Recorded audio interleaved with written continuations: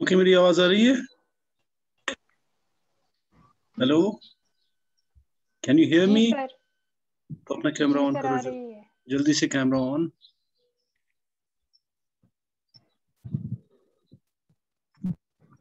Camera on.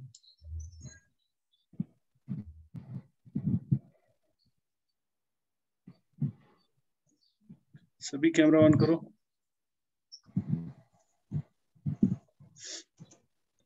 Okay, let me start. तो I think unit 2 में कुछ एक तो रिजल्ट्स रह गए हैं। सो यू जस्ट तो 1 मिनट पहले कैमरा सभी ऑन करो, अटेंडेंस हो रही है ना।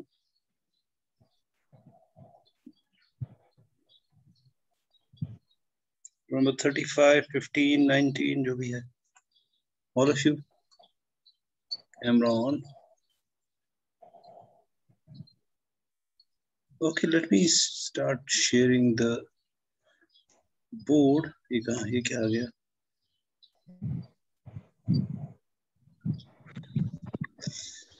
Okay, पता नहीं। हाँ, तुम्हें कुछ दिख रहा है? हाँ सर। क्या दिख रहा है? सर आपने स्क्रीन शेयर किया? नहीं, नो सर। ठीक है, अब ठीक है। हाँ, अब ठीक है ना? हाँ सर। ओके आगे सर, आगे। ओके। तो मैंने एक जगह यूज किया था when we were proving that counter example, तो मैंने कहा था ये जो polynomials over a set AB है, collection of all polynomials over AB, अब इस पे मैं कह रहा हूँ this cannot be a Banach space. कोई भी नॉर्म लगा लो, this cannot be complete. ठीक है, तो let me change this colour पहले। इसका कलर ओके। तो उसकी मैंने वजह बताई थी कि इसकी जो डायमेंशन है, it has got a countable basis. This collection of monomials forms a basis, a Hamel basis of PAB, और जो कंप्लीट स्पेस होती है, बानाक स्पेस होती है, उसकी बेसिस काउंटेबल नहीं हो सकती। ठीक है ना? तो वही हम करेंगे, एक थ्योरम जो मैंने बोला था हम बाद में करेंगे। If X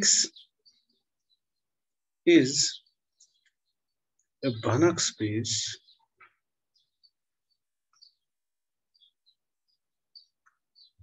of infinite dimension, अगर इसकी डायमेंशन फाइनाइट नहीं है, then X या डायमेंशन ऑफ X जो है is uncountable, यानी काउंटेबल नहीं हो सकता। ठीक है, फाइनाइट हो सकती है, ऑफ कोर्स फाइनाइट डायमेंशंस वो तो होती है बानाक स्पेसेस, बट अगर ये इन्फिनिट होगा तो ये काउंटेबली इन्फिनिट नहीं हो सकता। प्रूफ में करूंगा, अब मैं इसमें एक और रिजल्ट यूज करूंगा। चलो मैं उसको एज ए लेमा लिखता हूँ, इसमें जरूरत नहीं है, लेकिन चलो ये अलग से भी हम रिजल्ट कर सकते हैं, ये जरूरी नहीं इसके साथ मतलब मैं एज ए लेमा लिखा जाए। It is a separate result. अब मैं इसको सेपरेट रिजल्ट की तरह करूं कि नहीं, डायरेक्टली प्रूव करते हैं। लेट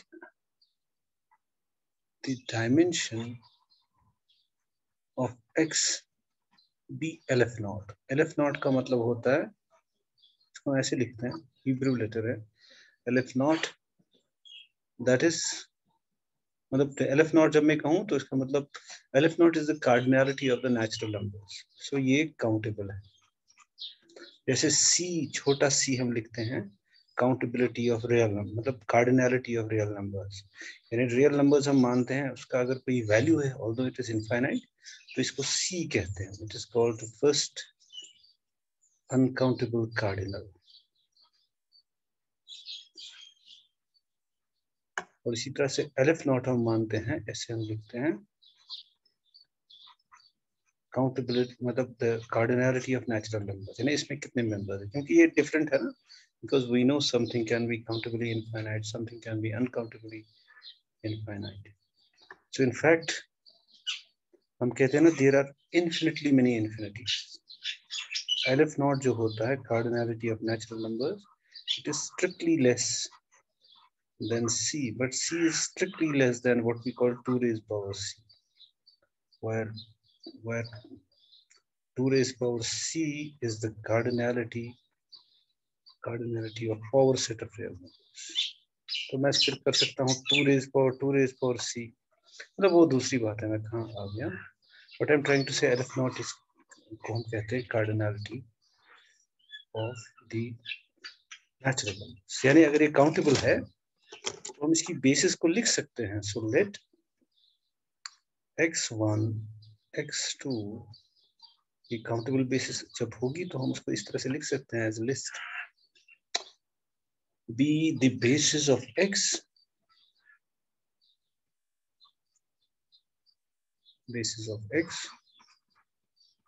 then यहाँ मैं लिख दूंगा हेमल बेसिस इसलिए मैं लिखता हूँ कि अगर हम वेक्टर स्पेस या अलजेब्रा कर रहे होते तो हम बेसिस लिखते, लेकिन जैसा कि तुम्हें पता है कि जो नॉर्मली यूज सर 2 स्पेसेस में, स्टूडेंट्स का लीव हो गया है, आप प्लीज उनको अलाउ करेंगे?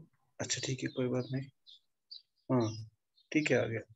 तो what I am trying to say is कि यहाँ मैं हीमल बेसिस इसलिए लिख रहा हूँ क्योंकि यहाँ पे शार्टर बेसिस भी हो सकती है, राइट। तो just to distinguish, Schauder basis नहीं है ये, वेक्टर बेसिस है, बेसिस है। Then for every x belonging to x, there exists unique scalars, say alpha I runs from 1 to n, finitely many, such that basis का मतलब ही होता है x can be written as a finite sum, यानी x क्या लिख रहा हूँ, alpha I runs from 1 to n, which clearly belongs to span of xi runs from 1 to n, and let us call this mn. अब देखो, now then clearly x can be written as union n runs from 1 to infinity mn. देखो हर कोई x can be written would be in some subspace mn, तो अगर मैं सारी ऐसी subspaces का यूनियन लूं वो पूरे के पूरे x को कवर करेंगे, यानी x can be written as a countable union of these countably many subspaces. Now also mn is finite dimensional and hence closed subspace of x, and x is a countable union of these subspaces, right? Which means that इससे क्या हुआ, तो now x is complete because it's a Banach space. Now since x is complete,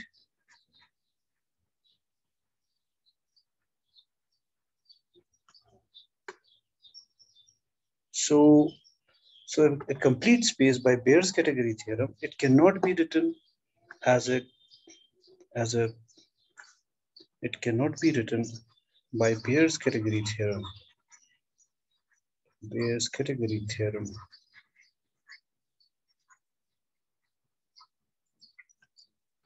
There exists some N naught belonging to natural numbers such that M sub n closure interior which is equal to Mn closure is not equal to phi.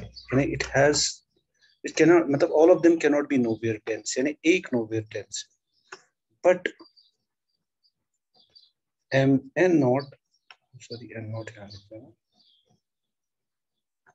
Mn naught is a proper subspace of X. क्योंकि इसकी dimension तो n naught होगी, x की तो infinite में नहीं, इसका एक सबस्पेस ही होगा, प्रॉपर सबस्पेस होगा, and therefore Mn naught is nowhere dense. ये हमने प्रूव नहीं किया, एक कॉन्ट्रडिक्शन. यहाँ हम कह रहे हैं कि ये नोवेयर डेंस नहीं है, यहाँ हम कह रहे हैं ये नोवेयर डेंस है, एक contradiction. Hence dimension of x जो है इज अनकाउंटेबल. एक ही चीज में कहूंगा, अभी मैंने यहाँ ये किया कि अगर कोई प्रॉपर सबस्पेस है तो नोवेयर डेंस होगी, ये हम अलग से करने का ना, इसमें हम लेमा प्रूव कर सकते हैं, लेकिन वो एक सेपरेट रिजल्ट है, उसको हम इसका लेमा मतलब इसके लिए वो जरूरी नहीं है, वो कहीं और भी काम आ सकता है. सो मैं वही करूंगा, एक थ्योरम हम करेंगे, every proper subspace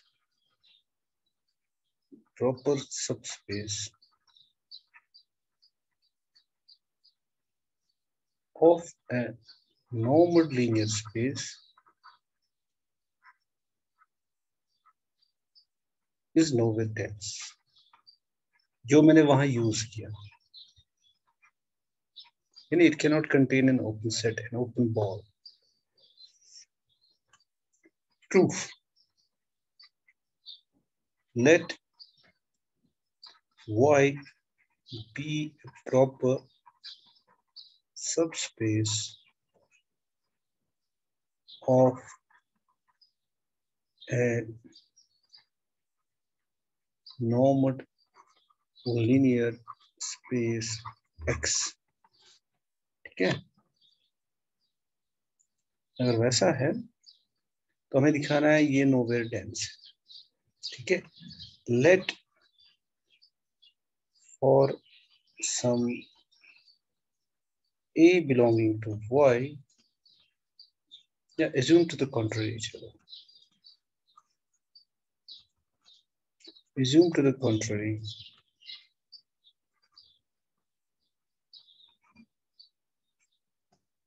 Y is not nowhere dense. It contains some open set. Then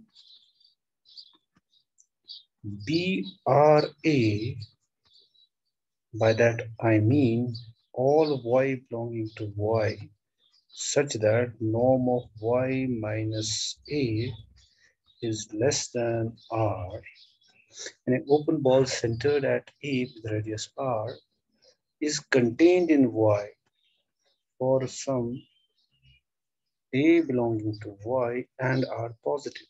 अगर ये nowhere dense नहीं है, ठीक है. Now consider this set. Now let X belong to be any element of X, and consider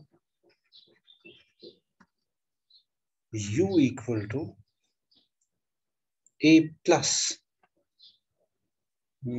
R into X divided by norm of X. नहीं, पहले मैं यहाँ जीरो लेता हूँ, कोई नॉन जीरो एलिमेंट, ठीक है, divided by 2. Then U minus A in norm is equal to norm of r by 2 into x by norm x, और x by norm x का norm तो 1 है, which is r by 2 into norm x by norm x, which is equal to r by 2 which is less than r, which means that जो भी ऐसा set होगा, मतलब by definition u belongs to PRA which is contained inside y, so u belongs to y. Okay, now consider देखो, for any non-zero x this is true. अब zero तो खैर होता ही है, अभी मैं दिखाऊंगा. ओके, इट मीन्स दैट अगर मैं अब लेता हूं x को, मैं लिखूंगा, let me right it, 2 by norm x, 2 norm x divided by r into u minus a. यहाँ मैंने इन्वर्ट किया, ठीक है ना, मैंने 2 norm x से थ्रूआउट मल्टीप्लाई किया, डिवाइड किया थ्रूआउट बाय r, और फिर इसको यहाँ ले गया, मतलब इसको मैंने सॉल्व किया for x. Now look at this vector. u जो है वो कहाँ बिलोंग करता है? u belongs to y. a कहाँ बिलोंग करता है? a belongs to y. So their difference also belongs to y. और चूंकि y सब स्पेस है तो उसका कोई भी scalar multiple, this is just a number into a vector inside y, this must belong to y. So मैंने देखा x अगर कोई नॉन जीरो वेक्टर है x में तो वो y में भी है. तो now since 0 also belongs to y because y is a subspace, इसका मतलब क्या होगा? इसका मतलब ये हुआ कि y is equal to x. Contradiction, since y is a proper subspace. ये इसके बराबर कैसे हो सकती है? Hence y must be nowhere dense. ठीक है ना? तो ये एक रिजल्ट है जो मुझे लगता है छूट गया था यूनिट सेकंड में से. और एक और चीज छूट गई थी, लेकिन वो हम थोड़ा बाद में करेंगे, मुझे लगता है वो थोड़ा टफ हो जाएगा अभी, जब तक तुम थोड़ा और. हाँ सर, हाँ बोलो. इससे पहला वाला पेज मैंने वो सारा कॉपी नहीं किया. अरे बाद में कर लेना, ये रिकॉर्ड भी तो हो रहा है. ठीक है, थैंक यू सर. कोई बात नहीं, वैसे ये रिकॉर्ड भी होता है ना. फिर मैं लिंक नहीं भेजता, मुझे लगता है तुम्हें पता है कहाँ जा. तुम देखते हो फिर ये वीडियो, मैं करता हूँ ना सेव यूट्यूब पे. Hello, all of you know that ना.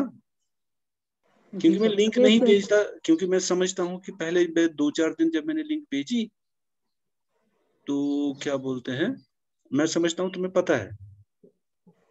हाँ सर. लेकिन अब लगता है तुम्हें शायद नहीं पता. पता है कि नहीं? हाँ सर. हाँ sir.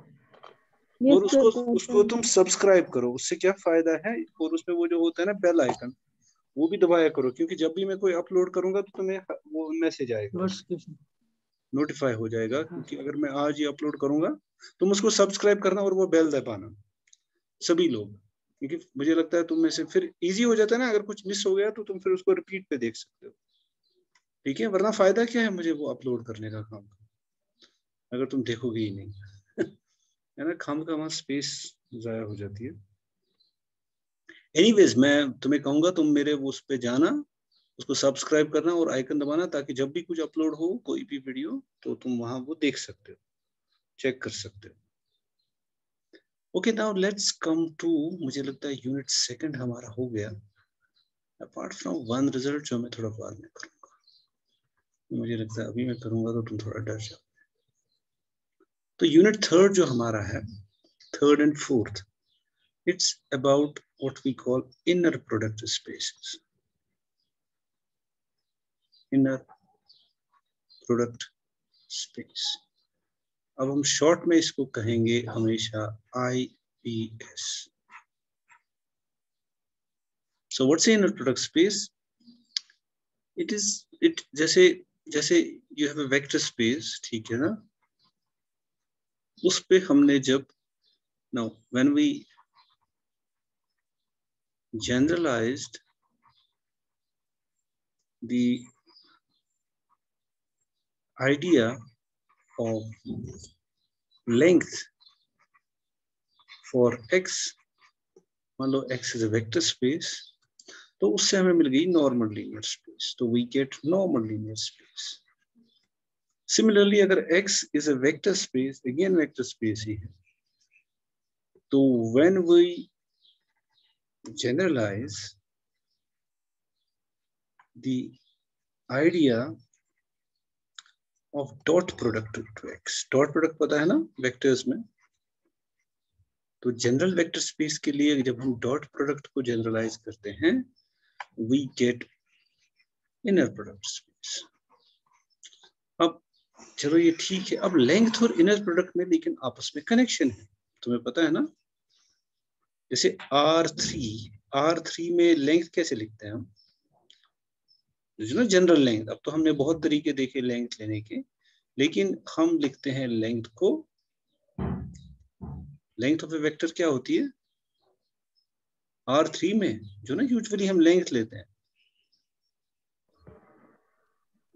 Come on, length of A vector, चलो मैं लिखता हूँ, ये मेरा R3 है और यहाँ पे एक वेक्टर है और मैं इसकी लेंथ ढूंढना चाहता हूँ, यानी 0 से रूट ऑफ एक्स स्क्वायर, तो मान ये था x1 x2 x3 था, तो ये हो या a1 a2 a3 था, चलो तो ये जो लेंथ होगी ये होगी square root of a1 square plus a2 square plus a3 square.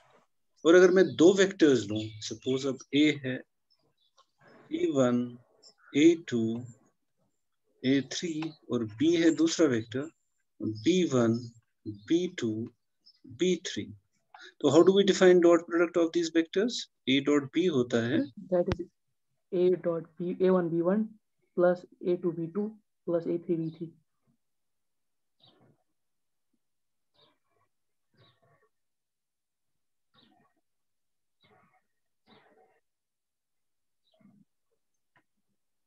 Plus a2 square plus a3 square.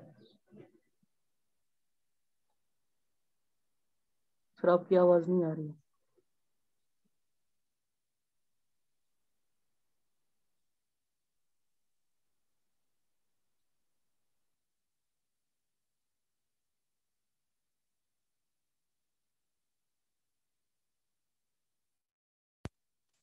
आ रही है अब आवाज, हेलो? हाँ सर, हाँ सर, हाँ सर।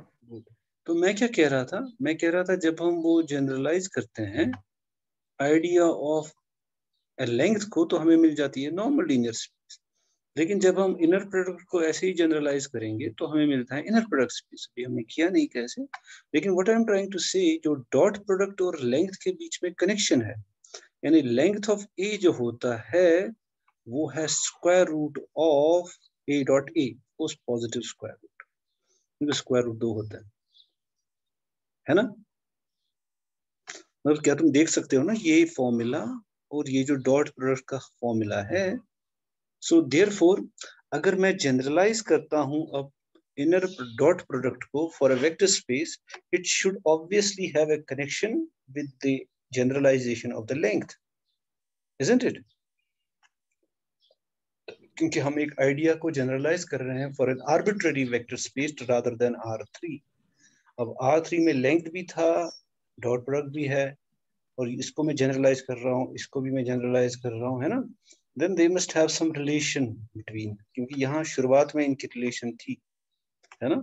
सो इसी को एक्सप्लोर जो हम करते हैं इन जनरल, तो दैट वुड बी अवर, मतलब जो हम पढ़ेंगे आगे शुरुआत में inner product spaces. So let's start with the definition. So inner product, पहले हम इनर प्रोडक्ट को डिफाइन करते हैं, इनर प्रोडक्ट क्या है।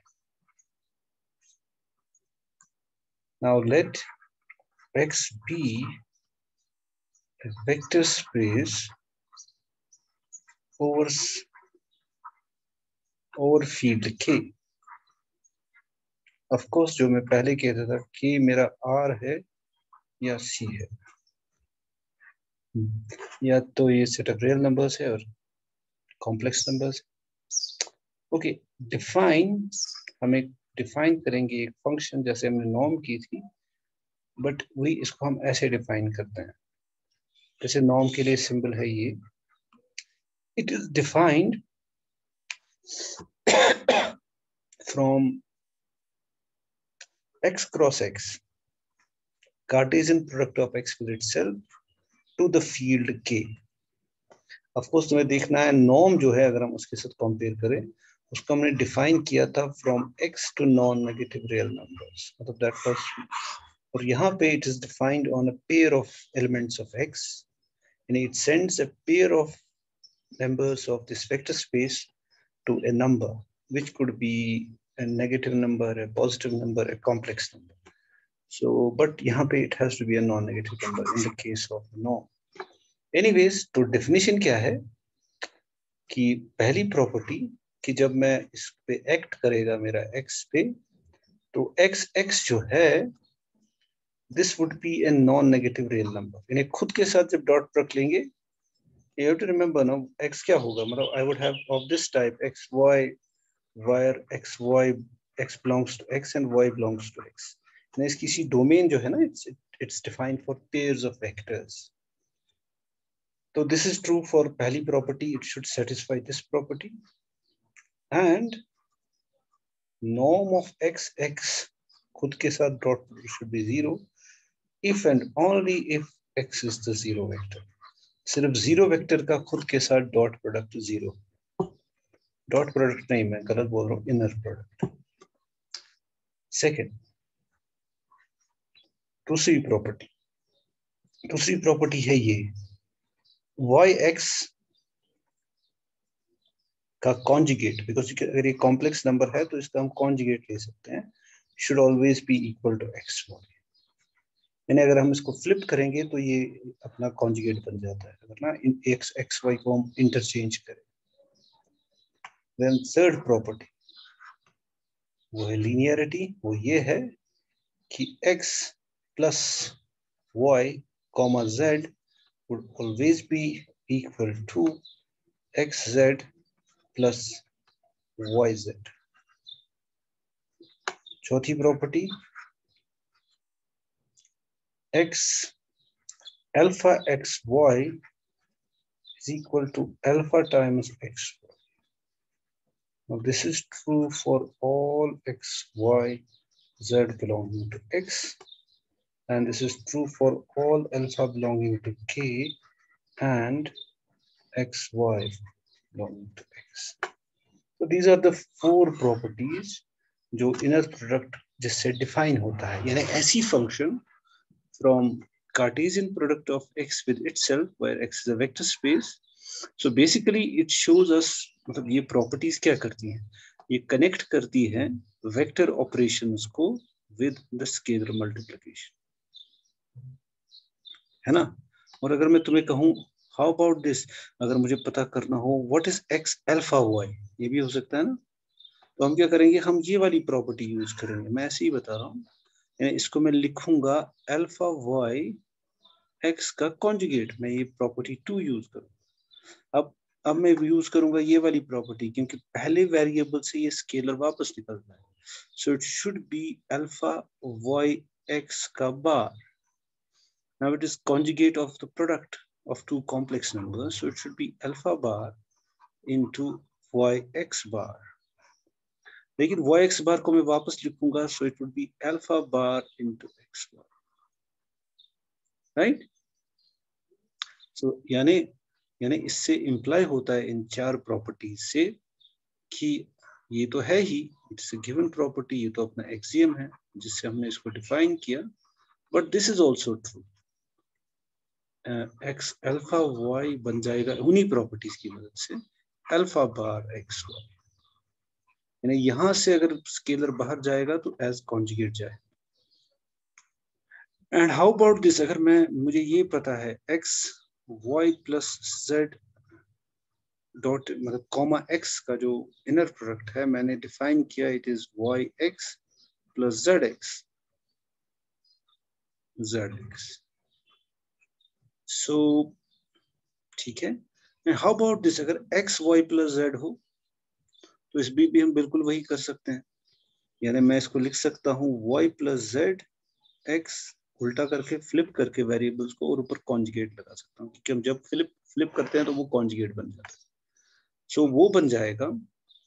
फिर मैं अप्लाई करूंगा अपना पहला वाला रूल, यानी ये होगा y x plus z x.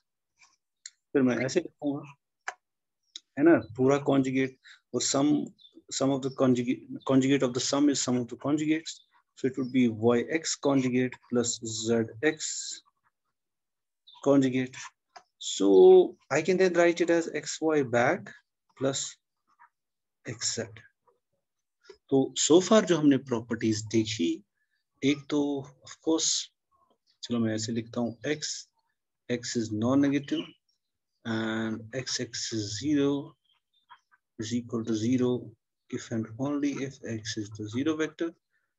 दूसरी जो था ये फ्लिप करने का, यानी x y important properties is yx bar.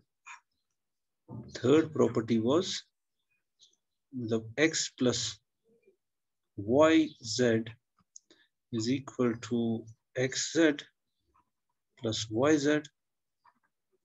तो ये थी मेन प्रॉपर्टी। और चौथी प्रॉपर्टी थी of course alpha x z is equal to alpha times जो भी है y, चलो लिख देते हैं, डजंट मैटर। तो इसका मतलब अगर मैं इस वेरिएबल को फिक्स करता हूँ, ये दूसरे वाले वेरिएबल को, तो इट इज लीनियर। अगर मैं इसको सोचूं एक वेरिएबल की function, fixing the second variable, it's linear, क्योंकि ये सम डिस्ट्रीब्यूट हो जाता है और स्केलर बाहर आ जाता है। लेकिन with respect to second variable, यानी जो मैंने यहाँ किया, with respect to second variable I get this thing, sum तो डिस्ट्रीब्यूट होता है, इट इज, ये तो ठीक है। With respect to second variable जो है, सम तो डिस्ट्रीब्यूट होता है, अगर हम यहाँ फिक्स करें, इसको चेंज ना करें, लेकिन जो स्केलर है वो कॉन्जुगेट बाहर आता है, नॉट द सेम स्केलर। यानी with respect to first variable तो ये लीनियर है, लेकिन दूसरे के साथ ये लीनियर नहीं है। दूसरे के साथ ये लीनियर होती अगर यहाँ पे अल्फा बार की बजाय अल्फा बाहर आ जाता। तो ऐसी फंक्शन को हम कहते हैं सेस्क्यूलिनियर। अगर ये दोनों के साथ लीनियर होती तब हम उसको कहते हैं बाइलीनियर। अगर ये फंक्शन लीनियर होती with respect to both the variables. लेकिन हाँ, अगर हमारे पास रियल नॉर्मली, मान लो x is a real vector space, यानी k जो है अपना फील्ड, अगर वो रियल नंबर्स हैं, तो फिर of course conjugate of a real number जो होगा वो अल्फा होगा, then it would become bilinear. Anyway, तो अभी हमने डिफाइन किया inner product. A normal, a vector space, a linear space या वेक्टर स्पेस, इसको हम यूजुअली डिनोट करते हैं बाय h। सो x लिख लो, h लिख लो, मैं h ही लिखूंगा in honor of Hilbert. A linear vector space H along with an inner product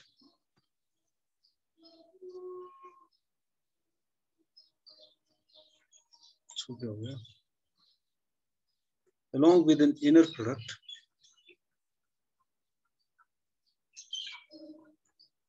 is called an inner product space.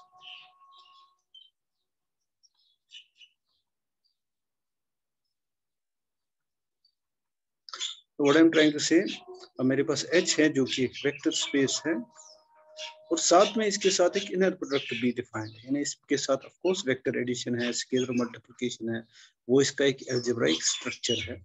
साथ में एक और स्ट्रक्चर इसके साथ ऐड हो गया, that is the inner product, right, that is the inner product.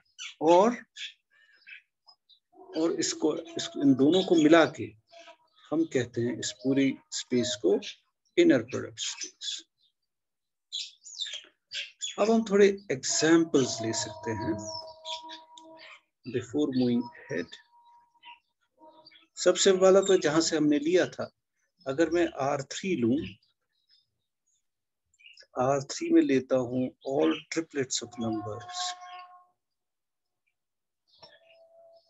xi belongs to R. Of course, it's a vector space, we already know.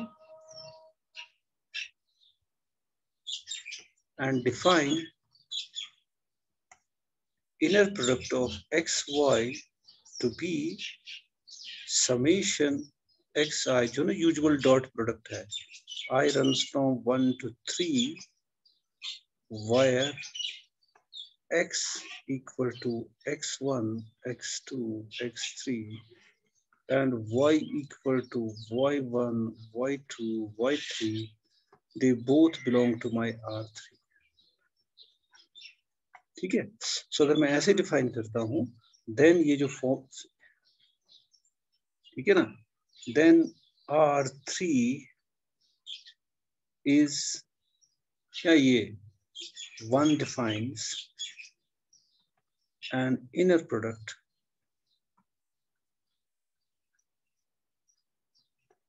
on R3.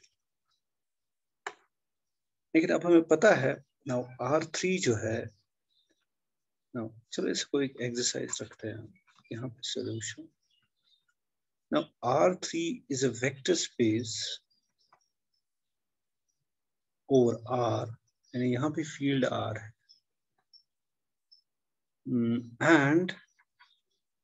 and it's a vector space over R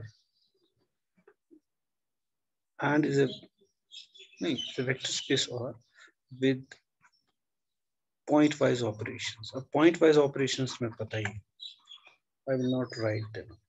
यानी point wise operation जैसे हम इस पे vector addition करते हैं, add यानी x1, अगर मुझे x प्लस y को ऐड करना है तो मैं एक कंपोनेंट वाइज इनको ऐड करूंगा. इसी तरह से स्केलर से अगर मल्टीप्लाई करूंगा तो मैं सारे कंपोनेंट्स को उस स्केलर से मल्टीप्लाई करूंगा. सो अगर मुझे दिखाना है इनर प्रोडक्ट है, now clearly x जो होगा पहली property is equal to x1 plus x2 plus x3. So that's equal to x1 square plus x2 square plus x3 square. So this is sum of squares of real numbers, so it is non-negative.